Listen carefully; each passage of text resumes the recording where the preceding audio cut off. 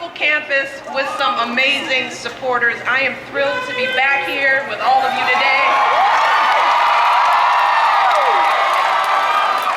And I understand this is a very special period here on campus.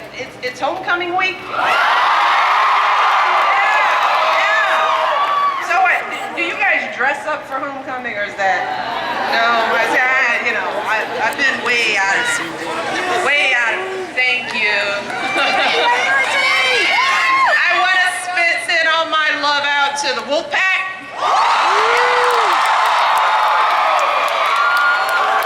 I hope you guys have a great homecoming week and stay out of trouble, okay? All right, just a little. You can have a little trouble, just a little. Let me start by thanking Irene for that very kind introduction and for everything that she's doing for our campaign here in Nevada. Let's give her a round of applause.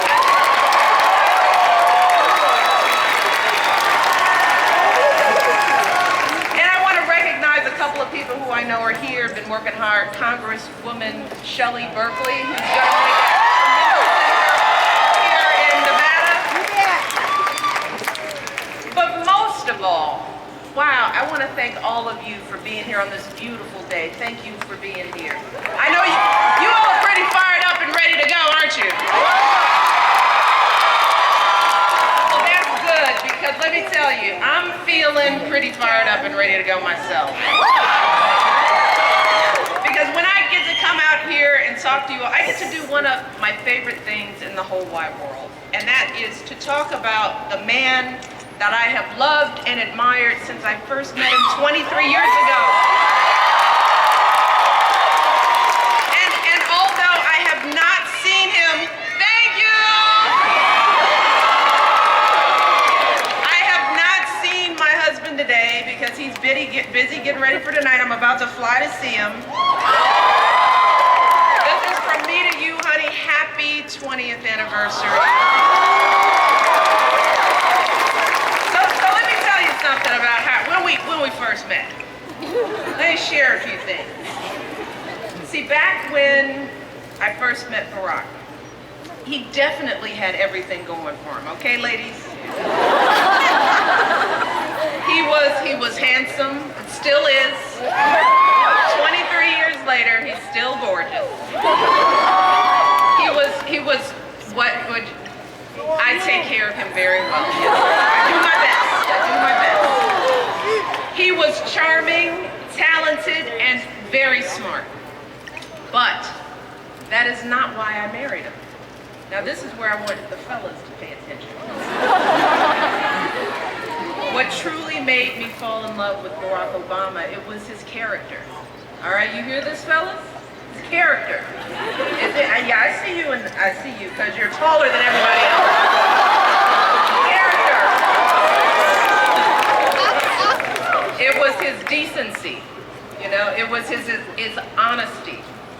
It was his compassion and conviction. See, I love that Barack was so committed to serving others that he turned down high-paying jobs and instead started his career fighting to get folks back to work in struggling communities. I love that about him.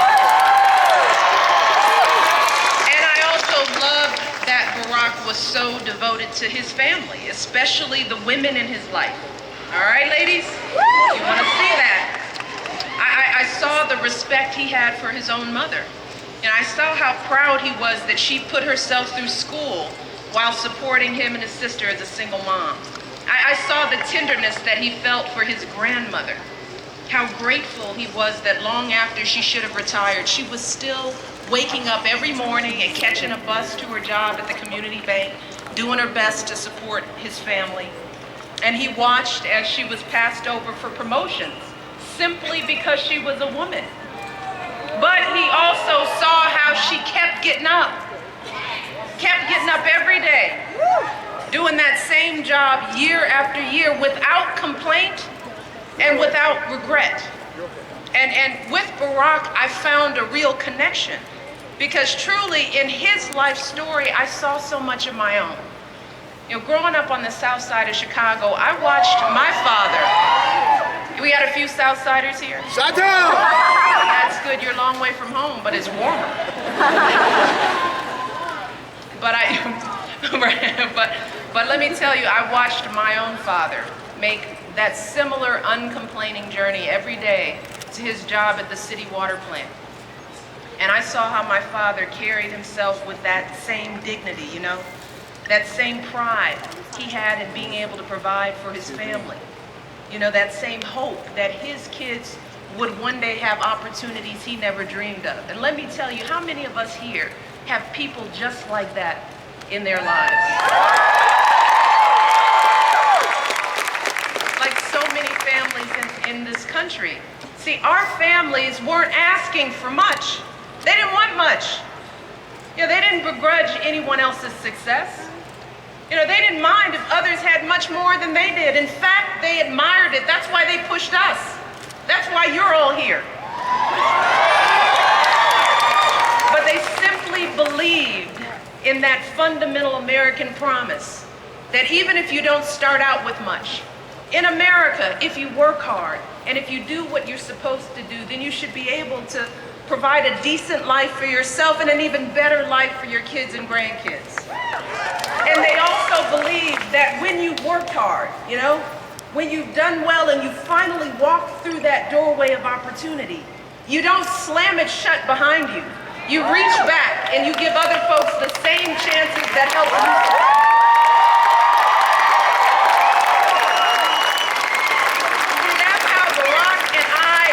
Many of us were raised. Those are the values that we were taught. You know, we learned that how hard you work matters more than how much you make. We learned that the truth matters. So you don't take shortcuts. You don't game the system. You don't play by your own set of rules. We learned that none of us gets where we are on our own. None of us, that each of us has a community of people lifting us up. From the teachers who inspire us to the janitors who keep our schools clean. And we were taught that you value everyone's contribution, right? And you treat everyone with respect. We also learned about citizenship and service. You know, that we're all a part of something bigger than ourselves. That with our freedoms come obligations. And with our blessings come a duty to give back to others who have less. See, these are the values that make Barack such an extraordinary husband to me and such a phenomenal father to our girls. Absolutely. But that's another reason that I talk about his values. They matter not just to me, not just because as a wife and a mother. They also matter because as a first lady, I have seen up close and personal what being president really looks like. And I have seen how those values are so critical for leading this country. Over the past 3.5 years, I've seen how the issues that come across the president's desk, they're always the hard ones. You know, the decisions that aren't just about the bottom line, but they're about laying a foundation for the next generation. And I have seen how important it is to have a president who doesn't just tell us what we want to hear, but who tells us the truth, even when it's hard, especially when it's hard. And I've also seen that when it comes time to make those tough calls, you know, and everyone around you is urging you to do what's easy, or what polls best, or what gets good headlines. But as president, you must be driven by the struggles, hopes, and dreams of all of the people you serve. As president, you have to have a strong inner compass, you know, a core commitment to your fellow citizens, and that's how you make the right decisions for this country. That's what it takes to be a leader. And let me tell you, since the day